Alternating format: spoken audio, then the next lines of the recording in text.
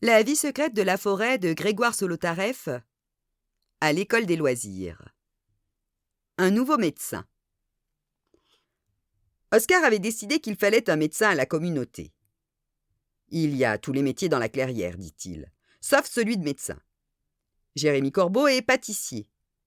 Philomène Belette est couturière. Jean Lutin est philosophe, etc. Il faut absolument un médecin.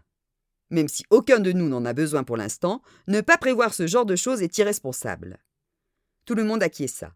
« Qui veut être médecin ?» demanda Ingrid. « Je veux bien être sage lutine, j'adore les bébés, mais médecin, non. »« Moi, je veux bien, » dit Aglaé. « Très bien, » dit Oscar.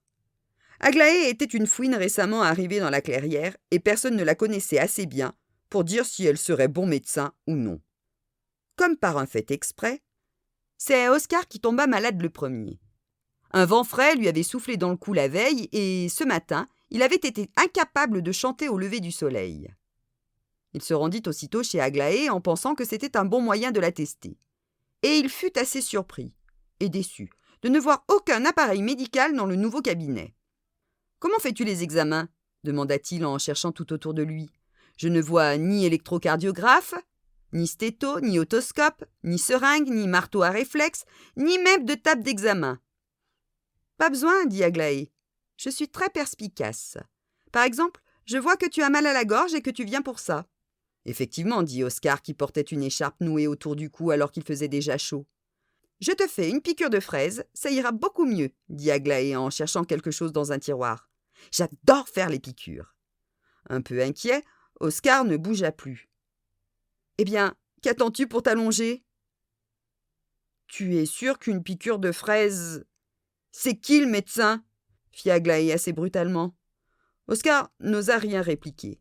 Aglaé était assez autoritaire de nature et Oscar se demanda si on avait eu raison de lui confier cette tâche. Alors qu'il faut plutôt un peu de douceur pour être un bon médecin, pensa-t-il. « Tu vas me prendre ce sirop de myrtille groseille, 3 fois par jour pendant 10 jours, et cette purée de cynorrhodon 1 mois. Et je ne veux pas un oubli, n'est-ce pas ?»« Bien, » dit Oscar de plus en plus contrarié car il détestait les myrtilles, et il ne savait pas ce qu'était le cynorrhodon en purée. Aglaé lui fit sa piqûre. Oscar n'osa rien dire de l'horrible douleur qu'il ressentit à la fesse et il rentra chez lui, son sirop dans la poche et sa purée à la main, en boitant un peu.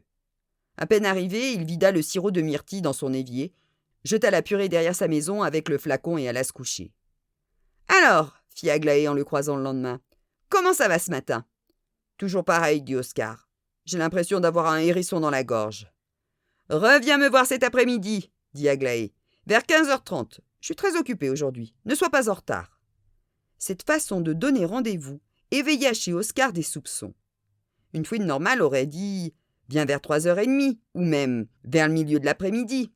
Oscar pensa immédiatement qu'Aglaé était une sorcière déguisée en fouine.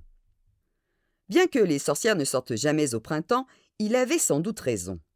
Il prévient tout le monde et depuis, Aglaé est surveillée de près.